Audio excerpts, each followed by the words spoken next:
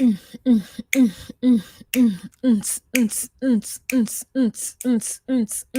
let's wait for more people to come in.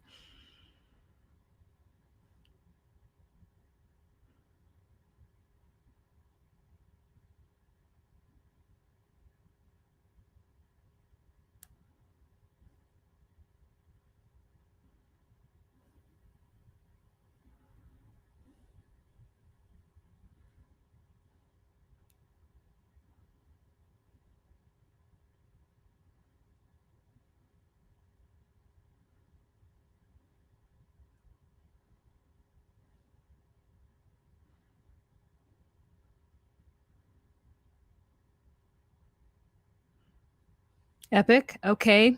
Kari. Hi.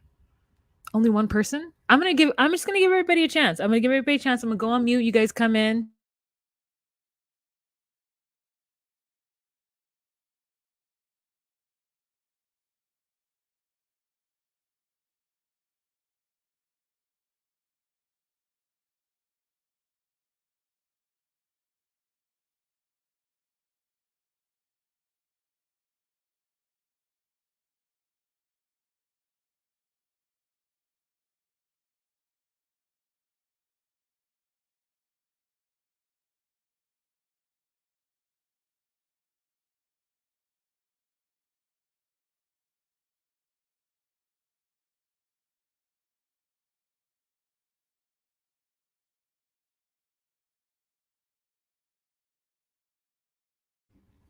Hi, Teresa.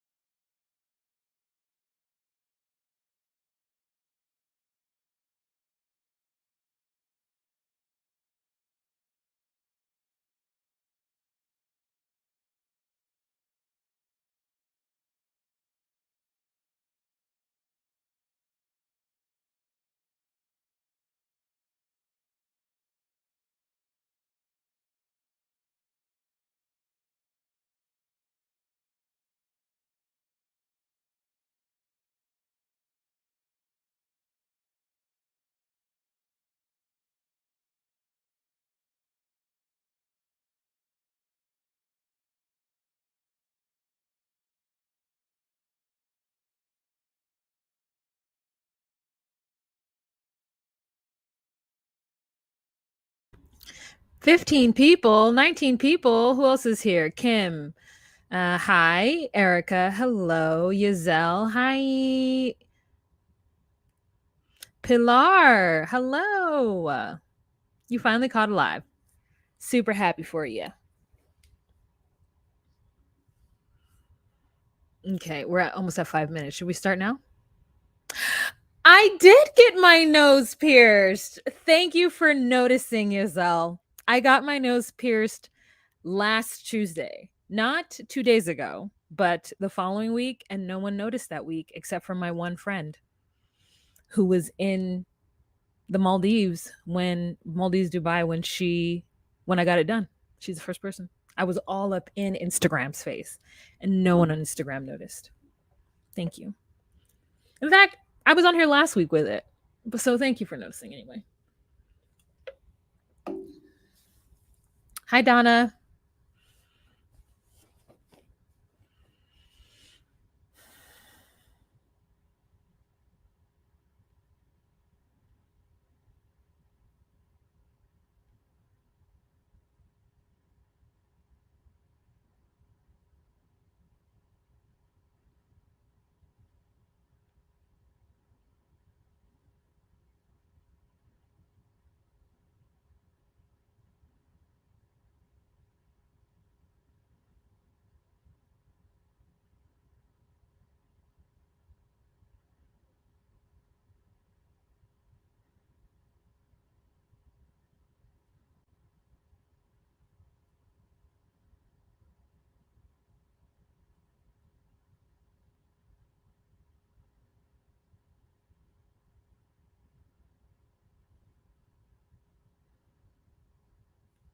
Okay, turning off this thing.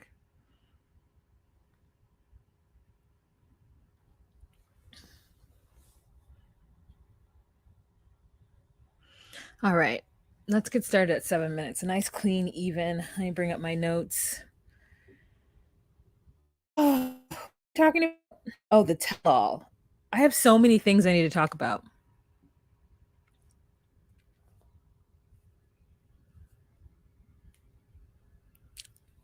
Hey guys, it's Wahima, but just call me Wah. Melanated! Welcome to my recap of 90 Day Fiancé Season 9, episode, girl, 75. I mean, it's at least episode 14, right? The Tell-All, Part 2. If you're new to my channel, my name is Wah, and I do recaps of relationship reality TV such as 90 Day Fiancé, Love After Lockup, Married at First Sight, Seeking Sister Wife, etc. So if you are at all interested in that content, please go on ahead and subscribe to my channel. But in the meantime, in between time, please don't forget to like this video and feel free to share on any social media platform that you deem fit. Unless there's ads on it. And if there's ads on it, cut me my check. All right, you guys. It's been a minute. I'm late. I should have done this on Monday. But things were all helta, so I didn't end up doing it. It's a tell-all.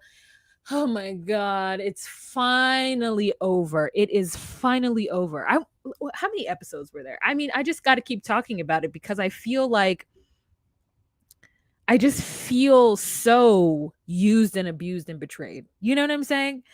Okay, 16 was an episode, and then was there a 17? Yeah, there was a 17. This is episode 19. Do you guys know how long 19 weeks is?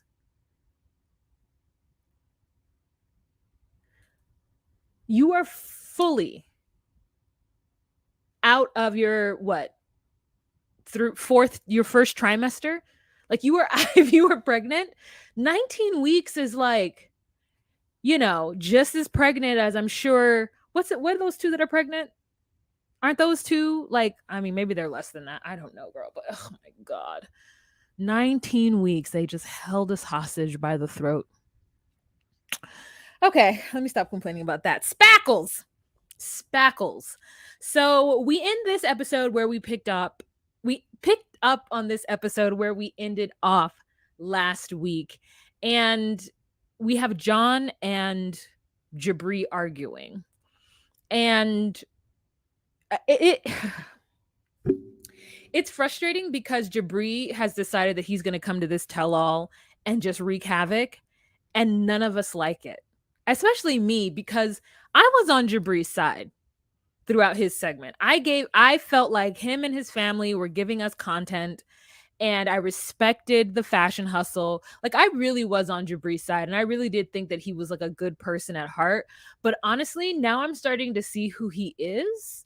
like just on just on the choice of this behavior. Like I know this may not be who he is as a person, and I think that he would hate, or anyone who knows him would hate for me to think negatively of him based on what he's presented here, because of it being a reality and all being acting and all being like, fake or whatever for entertainment. But what I'm saying is that the choice to be this character is what I'm judging, because there's so many other choices. There were the Jibri I saw in the series is not the person that I saw at the tell-all. So to me, it was a pivot of a choice. And if it wasn't a pivot of a choice, and this is who he truly is, then I'm a little disappointed. I'm still disappointed. There is nothing about this tell-all that made me endearing to him, like him, even truly be entertained, right? Because I wasn't even truly entertained by him. And so it was ugly that he went after John, because John hasn't brought nothing but light and love to Thais and Patrick's segments, okay? Like the whole trumped up thing about John being in their business and John being I don't know, and even Patrick being controlling, like that narrative was just all so annoying, because truthfully, John brought what we needed, was fun, lightheartedness. Now we know that there was alcohol being consumed during this, so that was always the weird, sad part of it. But I mean, he's never said anything to Patrick like, you don't want to be with this girl. Everything that he's done and said to Patrick was more so in relation to the things and the way that Patrick and Thais communicate and the things that they've done or said to each other. Like, he was absolutely right for wanting his brother to contact Thais' father before getting married. I don't think that him living in that house was that big a deal personally. I can see some people having a problem with it, but just for me, it wasn't. So I don't hold that against him. And it is just weird that Jibri just kept saying that John was getting in between them and stopping their love or something. And it's like, that is never what happened. And it's crazy that Patrick couldn't shut Jibri down and tell him to stop talking shit about his brother. And it was just like, you know what I'm saying? It was just like, it was a lot. I just didn't understand quite what was happening. Honestly, Kenny and what's his face? Tim? I can never remember Tim's name. Kenny and Tim being there was wholly unnecessary. It just felt like, I want to know who are the fans of this show that Matt Sharp gets their inspiration from. Like, what producer is secretly on some Reddit or Instagram group or Facebook group where they come up with the idea to have cast members talk about the show? Like, I know Pillow Talk is a thing. I know that y'all love it. And I personally love David and Annie. So if Pillow Talk was only David and Annie and maybe just Molly and her friend, like, I could be in it. The fact that Pillow Talk is a place for somebody like Tim to flourish, to where they think that bringing Tim to this show was the move, is so baffling for me. You guys, who are these people? Who does that? Who did that in the 90s? Seinfeld. That's a Seinfeld thing. But no, truthfully, where are the producers getting these ideas? I was very confused. So Tim doesn't even okay, I'm skipping to this because I don't want to forget it. Tim doesn't even want to be like truly touched. Right? And I'm not a hugger. So when people go in to hug me and then they say, oh, I'm a hugger, I'm like, fine. Oh yeah, it's fine with me. But like, honestly, I would rather give, like, I don't even want a handshake. I would rather give a dab. I would rather be like, hey, like, handshakes, ooh, gross, So I get it, but the fact that he's on this show and Emily goes in to hug him backstage and he's like, no, and he gives her like a handshake, and then when they stop talking and it's time for Emily to leave, he gives her a fist bump. He's like, oh no, that handshake was even too much. Oh no, he gives her a fist bump. I was dead. But anyways, so like, Pillow Talk isn't for me. I don't. I'm trying to think of the recappers that I know, and want to know if they watch Pillow Talk. Maybe it's because we already recap it, and like there's just no like I don't want to. I don't care what they have to say because I care about what I have to say. Part of it is also that I don't want to taint my thoughts. I don't know. I just also the cast has such a different opinion than me that I'm just like, you're not interesting or fun to watch. But anyways, that's what I was thinking. So let's get back to Jibri. I know I shouldn't give him the airtime, but like it's the only thing I talk about. So Jibri then has like this rant where he's still trying to bully Ariel. And then like he laughs about the way Benny's speaking and tries to act like he wasn't laughing about it. And he was laughing because so were all of us. I'm sorry, I make fun of the way he speaks English. I know. I know. But the truth is I do it for everyone. I do everyone's accent. I do it. I do everyone's accent. So like so you me and it's like a very it's gonna always be it. This is gonna always be it. The same way Muhammad is always gonna be, I don't know how you even know that I am good in bed. Muhammad, nobody said that we thought you were good in bed. What? No, I am. You know. So Jibri. All right. So then when Ari tries to call Jibri out on it, he denies it. And then she's like, well, you're trying to bully me. He's like, no, I'm not trying to bully you. I just think that you guys are not going to be good together and that you dim his light. What? So then we have a conversation where they all leave the stage, and then Jibri starts to talk about how he's not going to be able to go back upstairs, which is on set with John, because he's going to knock him out. And then John says, I've seen you fight. You're not going to knock me out. And we all know that Jibri's literally not knocking anybody out. Every Jibri story about a fight is Jibri either in a coma or on the ground saying, stop, stop, stop, stop, stop. Like, you know what I'm saying? Like, there has never been a moment or a time where Jibri has ever excelled with anything besides running his mouth, right? So I think that's all. Well, another Jibri antic was to tell the couples who he thought was going to make it and who he thought wasn't going to make it. And again, I think that was just a tactic of him. I think he was just like, like when comics don't know what jokes are working and they're working out their set, they just start to throw things at the wall. And every tactic that man threw out did not stick. Not one. They all either hit and thud and fell to the ground, they hit and broke, or they didn't even make it to the wall. Most of them didn't even make it to the wall, girl. I mean, it was truly a failure. It was a failure. And then the fact that Miona didn't speak the whole time, and the one thing that she did said, I don't even remember. They failed that tell-all. They did look good though. I'm gonna say I did enjoy that suit, and I enjoyed the way Miona looked. I kept looking at those earrings, being like, God, so good, like that. So just, with that. But yeah, no, he definitely ruined it for me, honestly. So what else did he say? Oh, he told Bilal and Shaida they weren't gonna make it. After Bilal tried to console him in between, like right when they were setting up, he goes over to Jibri and whispers in his ear, don't let him get to you, bro. Like, you're fine. Like, stay strong or whatever. And then later on, Jibri ends up telling them that he didn't think they were going to make it, but even Muhammad were, which we all know is not accurate.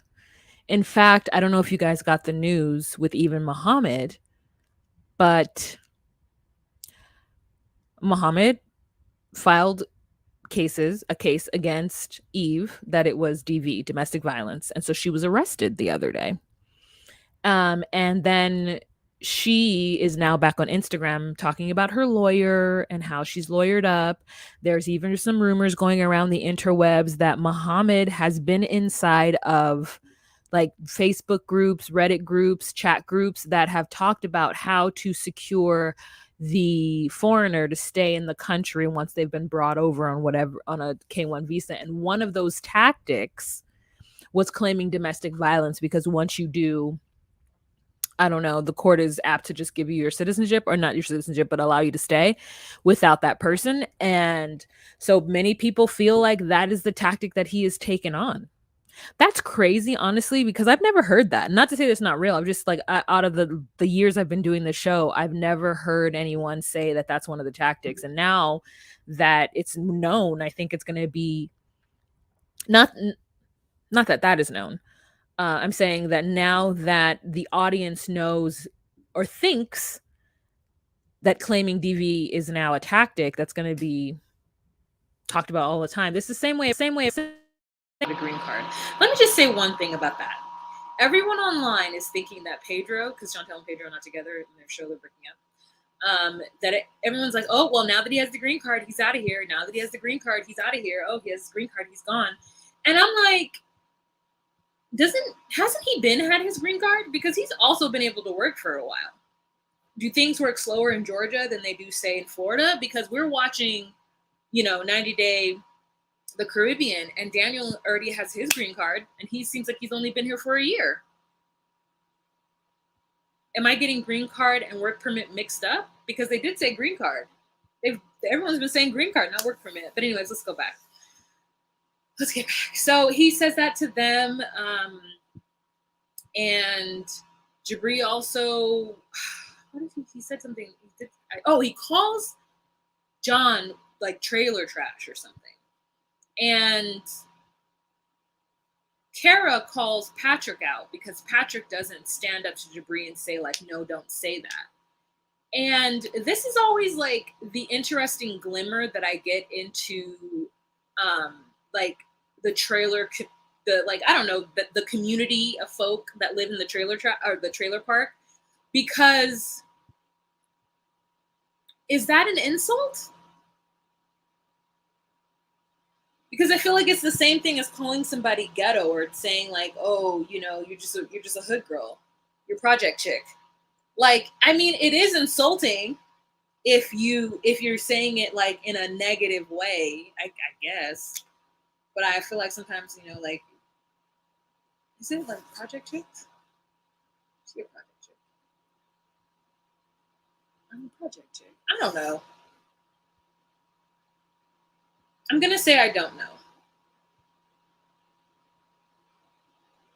Maybe I'm desensitized to like the phrase, oh, she ghetto. Because I just think it's a description. And I feel like I don't know. I mean, I guess I knew some girls who were like feeling like being called ghetto was like bad. But I feel like in the year 2022, like girls would be like, I'm ghetto. I'm from the projects. So I'm not trying to blah, blah. Like, I feel like it happens, like so many women, so many people identify as being hood or ghetto or a person from the projects. Like, I'm from the project. So blah, blah, blah, blah, blah. So I guess I just am not realizing how much it can affect somebody to be said that. But anyways, it didn't seem like it bothered John. And Bakara wanted Patrick to stand up for it. And I was just like, but Jibri did mean it as an insult. So I guess that's the case. But then he tried to pretend like he didn't mean it was an insult. But I'm also like, Jibri's white. So like, can't people who are of the same ethnicity talk about each other? Right? Isn't Jibri half white? Oh, wait, he's not half white. Oh, for some reason, I always think that man is his real daddy. So in my mind, I'm like, he's talking people to people. It's not black man Jibri talking. It's not like it's Bilal saying that to John. It's like Jibri who's half white. Let me tell you, that's what was happening in my mind. That's what was going on. So like, I don't know, maybe it is insulting.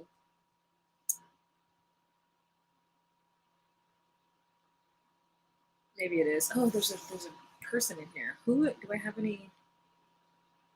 Jibri was wrong for saying that. He meant it as an insult. Auntie's advice went off on Spackles for calling him white trash. Okay. Unfortunately, it's been labeled the white ghetto in most places. It's an insult. Okay. Alrighty. Oh, my mic is out?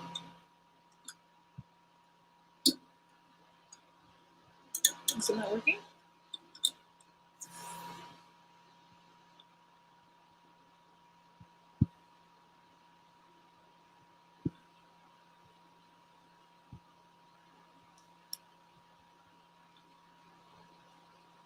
The sound changed.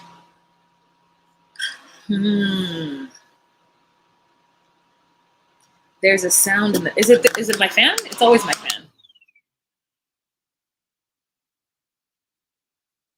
Is it better now?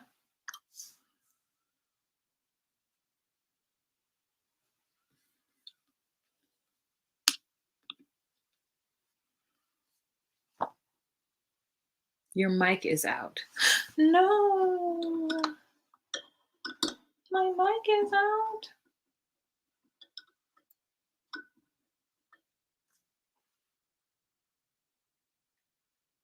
It's the fan then. Oh. I always ask you guys, I'm like, can you guys hear my fan? And everyone says no. So maybe it's just like today is extra sensitive. Yeah, it's better now. But some people were saying the mic is out, and some people saying there was a sound in the back. So is my sound still out for those of you who thought it was out? Hi, Lindsay. How are you?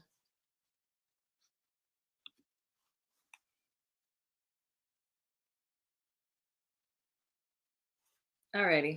Well, nobody looks at Jibri and says biracial. Yeah, I mean, you're right. But when I've been watching the show, I have been seeing a white father and a biracial mother. So I kept in my mind, just was like, oh, this person must identify as biracial. Like I try to respect people wherever they see themselves at this time. It's hard for me. So when I'm able to do it, I just do it. Okay, perfect. So yes, it was an insult, and Patrick didn't stand up for his brother, and I don't know why. Like, what is that? Who knows?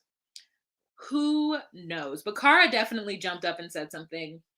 And she was like, "You're just gonna sit there and let that happen?" And then Jabri tried to make it seem like, "Well, I mean, I'm just spitting facts." And I just like, again, Jabri, I didn't understand the whole choice of this. Like, John has done the Lord's work. So let's see what else I have. I took very little notes. Ari says, "When I see a bully, I call it out." Kobe and Emily. All right, I was really, really disappointed. Really disappointed the fact that they. Oh my god! I do not disturbs. Let's put that on. Do not. Okay, so I thought he was biracial because his grandma was white. Yeah, no, that's what I'm saying. So like when I see Jabri's family, I see people who to me are white or biracial. And so in my mind, even though he's darker, in my mind I was just like, oh, this person is like he's with his non-black family. That's who he is. So anyways, why didn't they talk about Emily? It was really disappointed because truthfully, like there's a dichotomy with Emily and Kobe that I have to acknowledge and just like settle into. It truly is the fact that it got harder and harder to watch Emily because I just felt she was horrible. But at the same time, if Kobe and Emily were not on this season, it would have been a very boring show.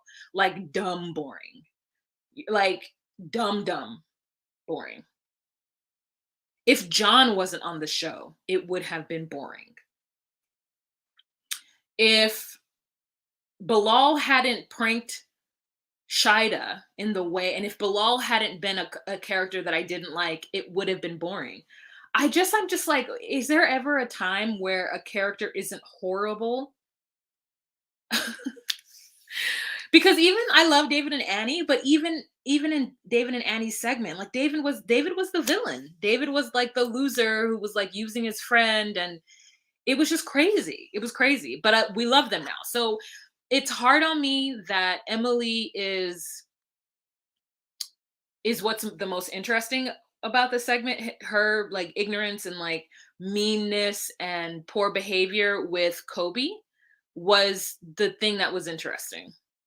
Like it's one thing when a character just makes dumb choices, like a Keeney and Ben, and you're just like, Ben, why are you even trying to go over here and marry this woman when you know you don't have no money? Ben, why are you over here in this country acting this way? You know what I'm saying? Like it's one thing to have that. But why does the one person in the relationship have to be so terrible for them to be interesting? Anyways, so Jibri was a menace. That's all he was. I think he was a menace. I keep going back to Jibri. Emily. I just was mad that nobody said anything. I just was really mad. I was really mad. I was just like, she needs to be spoken to about it. The closest thing they got to it was him talking about her not bringing the baby immediately. And she's like, I admit that I was wrong with that. I admit, that I could have communicated to him better and all this stuff. And that was it. Was like, no one gonna say, and not even Sean Robinson, Emily, do you not think that you were a little annoying to Kobe during that time? And I would have even loved the cast to give their opinion about whether or not Kobe's comments to her afterwards were valid. I personally thought that he shouldn't have said that. I know why he said it, and I felt like it was justified, but I thought he still should not have said it. So like, do you know what I'm saying? Like I wanted there to be something because there was so much. The fact that she didn't want him touching the she didn't want him touching the baby's feet, while the baby was trying to go to sleep, and how she made him sleep in a separate bed because she hadn't bought a bed for them, how she bought her own ring, didn't like, that was a huge portion of it. That woman brought her own ring or bought it, her own ring. And then you know what? You know why? Let me just tell you my theory. Let me tell you my theory. Because the way that they edit this, first of all, the way that they edit this, it's like, what audience is getting the version where they actually go on commercial? Because the tell all isn't what it used to be, where we're getting 3 points of view from an actual camera. The tell all is now a behind the scenes look at a reality show. Right? Because we see the nuts and bolts, and we see the organs and the guts of the, the project. We see them downstairs in the green room. We see them coming in getting dressed. So whenever Sean Robinson's is like, and we'll be right back, and it's like cut, and then whew, yeah, okay. Why do we have that? Or who's seeing the actual version? Because I haven't. I'm always seeing this behind the film, behind the edit one. Do you guys know what I'm talking about? Okay, so anyways, let me know if you guys know what I'm talking about, because I don't understand who's watching that version of it. The only thing I can think of is that Jibri did so much crazy stuff that the times where they did allow the cast to talk to Emily and Kobe got cut. That's the only thing I can think of. Because we didn't need Kenneth and Tim. I would have much rather have the cast commentary on Emily and the biggest thing she did, like, which was buy her own ring. Like, I don't understand why they didn't talk about that. And they're not even going to be on HEA. So my thought is like, if you're not even going to tell us the second part of their story, at least tie a bow on the, for all that we know, only part of their story we're ever going to get. And Sean Robinson asking her parents if they have sex was weird. It was just uncomfortable. I hated that she was asking about their sex life. There were so many other things to talk about. And even in the Muhammad and Eve segment, like, they bring out Tatiana, and that is not even that happened episode 1 when we were all on Muhammad's side. But like, no one's on Muhammad's side at the end of this show. They bring up the sponsor, but why even bring out Tatiana? Who cares about that? Let's get back to the fact with the cast talking about the sponsors. As far as I'm concerned, the choice to bring out Kara's boyfriend, the choice to bring out, honestly, Shahida's was good because it provided, I think, Shaida with a little information she needed. But we didn't need Tatiana. We didn't need Kara's boyfriend. We did need John. Who else did they bring in? I think that's it. But sometimes they bring in these supplemental characters that really didn't have that much of an impact. I know Tatiana was like in 3 or 4 episodes, but like, did we need her? No, we already know her opinion. And then they show us this reconciliation shot at the end of it. So unnecessary. They show us this reconciliatory shot when there's a whole drama happening with Eve and Muhammad that they put in the tell-all, and they don't even expand on that. They had full interviews with Eve and Muhammad. Why weren't we given at least 10 minutes of it was like 2 seconds. Why weren't we given like 10 minutes of a splice of what happened between them?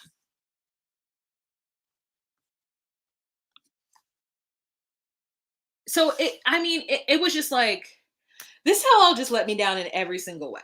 Every single way. So let's see what else. Sean wasn't that great, and normally I support her as a Black woman, but I was really disappointed in. I just disappointed in it.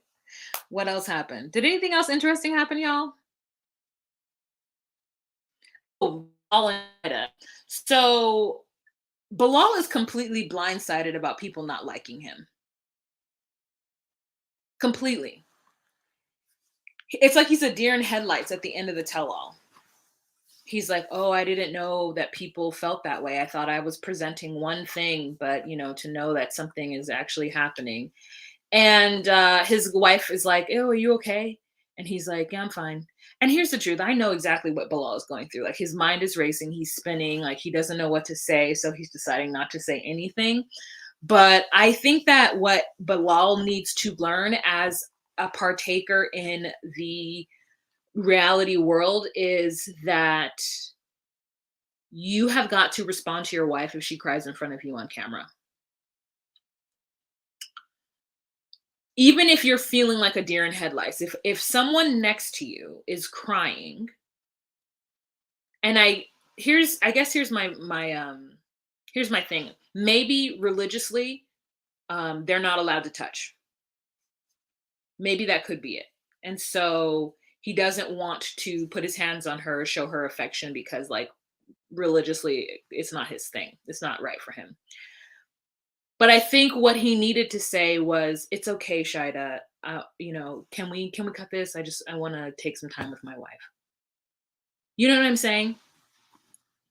The woman says that this woman on national TV just heard. I mean, I know he's upset. Just heard your ex-wife tell her that the reason why I left Bilal is because he treated me like a father figure or a spiritual leader rather than a partner.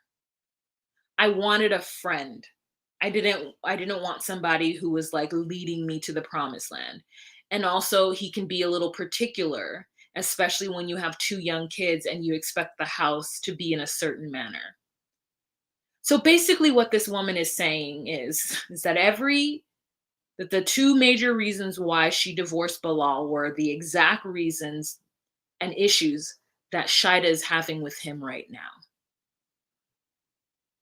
And it must hurt for Bilal to hear that. And in fact, I feel like he might have heard it and immediately started to spin a tale of how the world is conspiring against him and he doesn't understand why this is happening to him. I feel like Bilal is such, and maybe it has to do with his upbringing, or maybe it has to do with honestly some trauma. And so his defense mechanism is that he can never be wrong. And maybe, just throwing it out there, I'm not a therapist, I know nothing, but maybe he feels a little bit like, I was taught that I was supposed to be the head of the household. And so I'm doing my very best to provide to this house what I have been taught, and what I think is needed. No one told me that I was supposed to be friends with my wife.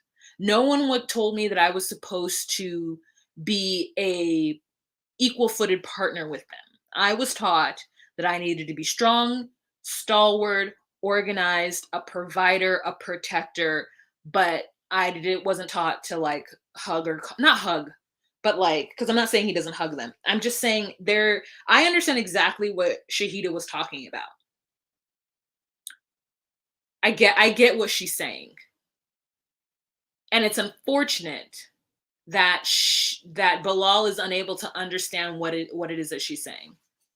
Just because you joke around with somebody, just because you have good times with somebody, that doesn't mean that when they need you as a partner, you are able to meet them as such. Thus, It's kind of like when you have an older sibling who can play around with you and who can do certain things with you, but like when it comes to talking to them about certain issues, you can't because they all of a sudden stop being a sibling and turn into a parent. And let me tell you why I know that. It's because I'm that sibling. I have a hard time commiserating with my siblings when they tell me they did something that to me is like doesn't make any sense and like it was a dumb life choice. But it's because I have a wall up, A, and because I'm constantly thinking about life decisions and trying to make the best decision because I was raised that I needed to set an example. So there's trauma with that as well. So I feel like I want to give the sympathy to Bilal because I see a lot of himself in me, but I've had enough therapy to kind of understand that that is not needed. And I've been able to do it with certain people, but not with my siblings yet. So I don't know. And I do agree with this that he is a narcissist.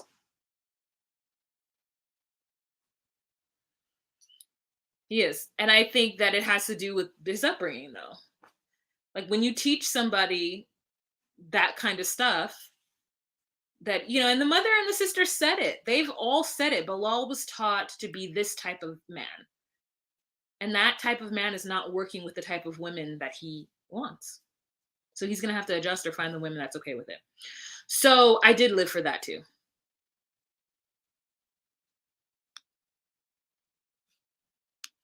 So anyways, but I just thought that like it's unfortunate that that was his experience. It's unfortunate that he walked away with that, especially because I'm sure during that time, the time of the tell-all, they were actually filming HEA. Like the tell-all happened, I want to say in March, May, June, July. Wait, March, April, May, June, July, August. August. So the tell all was filmed 5 months ago. And believe it or not, I feel like 5 months ago we were watching this still. No. I don't know how long is 19 weeks. Like let's really just think about it. So also you guys have to realize that the tell all is like a 10-hour shoot. So that's why I say that they must have spoken to Kobe and Emily and that it must have been cut out because they're not there for like a couple hours. They're there for like 8 to 10 hours. If not, they're there for a long time.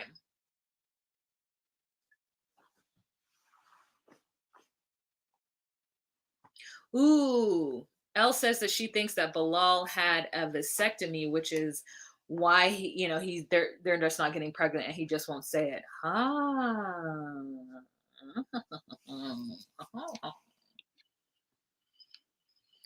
So, anyways, what else happened?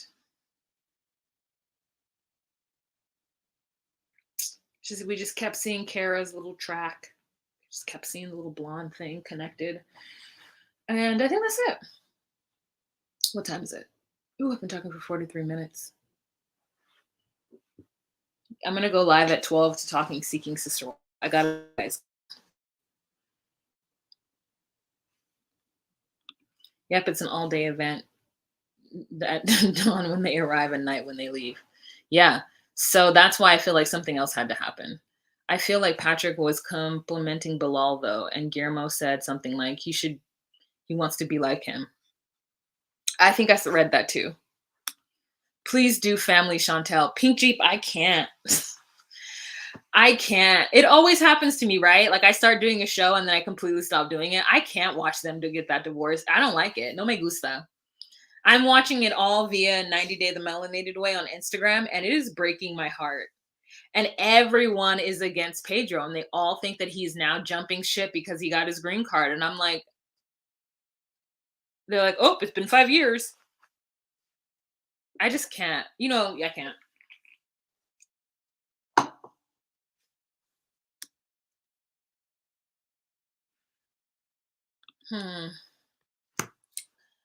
All right, you guys. Well, that's the end of this video. I want to thank you guys so much for joining me. I'm going to go live at 12 noon, 15 minutes to talk about Seeking Sister Wives. Speaking of a show that I'm very behind on, girl, it's been 4 weeks. Did you know that? I did not. Honestly, I thought I was like 2 weeks behind. I haven't talked about them since the end of July. It's been a full new month, and I ain't talked about Seeking Sister Wife. So, bro, I'm gonna talk about them. It's gonna be a little doozy. So come back and join me if you have time. If you're sitting at work and you just want to hear, I'll explain to you what's going on with them folk, okay? Otherwise, y'all have a fantastic day. And remember to be you, be true, and find your place. Bye. Oh yeah, listen to docu-series or docu-sweeties. I should have talked about that.